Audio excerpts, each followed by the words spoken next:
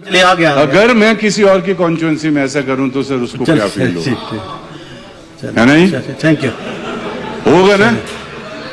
मेरे लिए भी तो ताली बजा लो, वो टेबल बजा दो थोड़ा थोड़ा। तो एक दूसरे की कॉन्स्टिट्यूएंसी में चलिए अगर कहीं और अनऑथराइज कंस्ट्रक्शन होती है तो उसमें इमीडिएट एक्शन हो जाता है, एक्शन ले लेते हैं। ये केस इतना लंबा क्यों चल रहा है? आप तो अपनी तरफ से म्यूनिसिपल कॉर्पोरेशन से इस केस में डिसीजन देते हैं। मेरा मेन इशू ये है कि इसको बिना मतलब का तूल ना दिया जाए। It's not a small issue. मैं पूरे स्टेट की बात ये कर रहा हूं।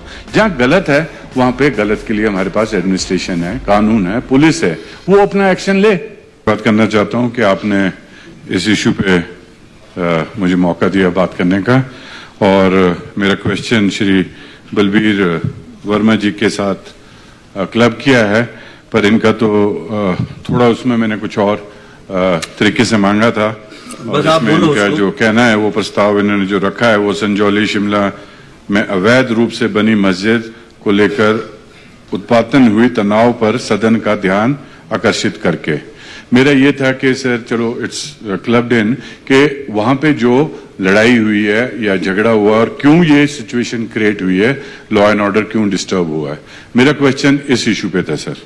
तो जैसे कि अभी वर्मा जी ने कहा है सर कि वहां पे जो आपका सब्जेक्ट मैटर है उस पर बोलो। हाँ जी, वो एक्चुअली सैटरडे और संडे की रात को एक झगड़ा हुआ है। हमारा ही अपना ही लड़का था, हमारा छोटा भाई था जिसके साथ ही झगड़ा हुआ है वहां पे, और हमारे अपने लोगों के बीच का एक एरिया का अपना आदमी था सर।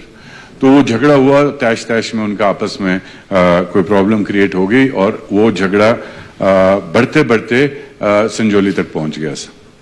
संजौली में जब ये मुद्दा उठा तो जब ये इश्यूज उठने शुरू हो जाते हैं तो वो एक कुछ और ही रंग ले गया, और वहां पे इस मस्जिद के पास, जो कि वर्मा जी जो मेंशन कर रहे हैं, उसके पास ये झगड़ा पहुंच गया वहां पे। तो उसमें जब कानूनी कार्रवाई की गई, हमारे पुलिस ने एफआईआर लॉन्च की, वो अरेस्ट हुए और उसके ऊपर संज्ञान लिया जा रहा है। हम भी उसमें मदद करेंगे कि जो गलत है उसके ऊपर जरूर कार्रवाई किए जाए। सेकंड इशू आता है सर, फिर जब आप संजौली आते हैं, मस्जिद में आते हैं, और वहां पे कुछ एक लोग, जैसे कि इन्होंने कहा कि कांग्रेस के भी थे, बीजेपी के भी थे तो हमारे ही लोग थे, जो भी थे वो सब हमारे ही लोग थे, इर्द गिर्द के क्षेत्र के लोग थे, अपने सेंटिमेंट्स लेके वहां आए। तो हमने उसमें इंक्वायरी की है कि इस मस्जिद का आपका कब से शुरू हुआ, क्या है। ये मस्जिद एक्चुअली सर वक्फ बोर्ड की जमीन पे बना है। एक मंजिल होता था कभी 1950 या उससे पहले का। तो इसमें ये निर्माण उसमें शुरू हुआ सर। इस निर्माण को हुए, जो कि रिकॉर्ड अभी आपको यूडी मिनिस्टर भी देंगे। तो इसमें सर ये निर्माण शुरू 10-12 साल पहले, इसमें या 15 साल पहले निर्माण शुरू हुआ। ये सरकार की जहन में आया, सरकार ने इनको नोटिस दिया, वक्फ बोर्ड ये केस लड़ने लगा सर, और वो सारी जमीन इर्द गिर्द वक्फ बोर्ड की है, और वो जमीन के ऊपर जो वहां पे बिल्डिंग्स बनी है वो भी वक्फ बोर्ड की, और साथ साथ में प्राइवेट बिल्डिंग्स भी बन गई है वहां पे, और उन वक्फ बोर्ड के बिल्डिंग में भी हमारे लोग वो टेनेंट्स है। तो अब वो सिचुएशन ऐसी अराइज होगी कि वहां पे अगर वक्फ बोर्ड एक्शन लेता है तो हमारे लोग भी सफर करते हैं। अनऑथराइज्ड कंस्ट्रक्शन की जहां तक की बात है सर, हमारे टेन्योर में, इस टेन्योर में जब से मैं आया हूं यहाँ पे 1-1.5-2 साल तक, एक ही अनऑथराइज्ड कंस्ट्रक्शन हुई थी उस एरिया में। वहां पे टॉयलेट्स बनाए गए थे, 5-6 टॉयलेट्स बनाए गए थे जून के महीने में। हमारे संज्ञान में बात लाई वहां के लोकल लोगों ने, वो 3 दिन के अंदर अंदर, जो रिकॉर्ड यहीं पे रिकॉर्ड है हमारे पास सर, हम पेश कर सकते हैं उस रिकॉर्ड को, 3 दिन के अंदर अंदर वो सारा वहां से हटा दिया गया था। अब वो केस लगा है एमसी में सर। तो हम पूरा ध्यान दे रहे हैं एमसी में जहां अनऑथराइज्ड कंस्ट्रक्शन है। मेरा ये भी, ये आए हैं आपके 2-6-24 को 11 आए हैं सर, और आपके 5-6-24 को 24 आए हैं, 9-6-24 को 7 आए हैं, 18 से 24 को 17 आए हैं, 30 से 24 को 13 आए हैं, 6-7-24 को 17, 9-7-24 को 11, 10-7-24 को 21, 6-8-24 को 12, 8-8-24 को ये आए हैं आपके 13 आदमी जी। तो 146 आदमी ये भी रिकॉर्ड पे किए हैं। हम टाइम इन अगेन एडमिनिस्ट्रेशन से, खासकर पुलिस से रिक्वेस्ट करते रहते हैं कि आप सबकी इसकी रजिस्ट्रेशन होनी चाहिए, जो कि कंपलसरी है।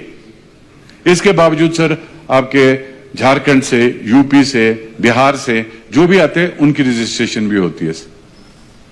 एज लेबरर आते हैं, वो लेबर वाले लेबर ब्यूरो करती है, पुलिस करती है सारा। तो इस इश्यू में सर हम यही कहना चाह रहे थे कि अब जैसे आप इसका क्या कहते हैं कि वहां पे अनिरुद्ध जी होने चाहिए थे या मैं होना चाहिए था वहां पे। अनफॉर्चुनेटली मैं तो आउट ऑफ स्टेशन था, पर हमारे संज्ञान में नहीं बात है सर।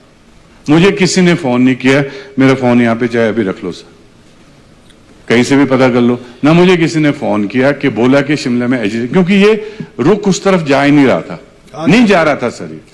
ये सिर्फ लड़ाई झगड़े का रुख था, वो बाद में कहां से कहां पहुंचा दिया। और अब बिना मतलब की सनसनी बन रही है। ये किस चीज की ये सनसनी बनाने के चक्करों में, अगर गलत है तो तोड़ेंगे, उसके लिए सब खड़े हो जाएंगे। जो चीज गलत है वो चीज गलत है। वो जो भी स्ट्रक्चर हो, प्राइवेट स्ट्रक्चर हो, गवर्नमेंट स्ट्रक्चर हो या कोई रिलीजियस स्ट्रक्चर हो, कुछ भी हो। हमारे अपने घर टूट जाते हैं सर अगर हम अनऑथराइज करते हैं, उसके लिए कोई किसी को वो नहीं का।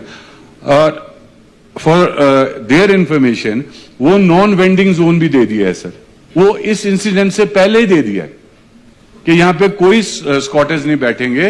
We will give a vending zone and preferably we are making a policy on the जैसे कहते हैं intervention of apex court, the high court. We are making a vending policy. उसमें हमने वेंडर्स देखने हैं। प्रेफरेंस हमारा ये रहेगा कि हम अपने बोनाफाइड लोगों को हम ज्यादा प्रेफरेंस दे सर। हमें भी दुख है सर, लड़ाई झगड़े का हुआ है, हमारे लड़का गया सर, हमारे लड़के के ऊपर चोटें लगी है, ठीक है, पर क्या रीजन रहा क्या नहीं, दैट्स फॉर द कानून टू डिसाइड सर। वो उसमें देख लेंगे सर। Thank you. बाकी सर सारे रिकॉर्ड जो भी चाहेंगे हम टेबल कर सकते हैं इस इशू को। और कुछ एक अनऑथराइज्ड जो हुआ है वो इन्होंने मीटिंग ली है यूडी मिनिस्टर ने, he can also look into it. ठीक है, थैंक यू सर।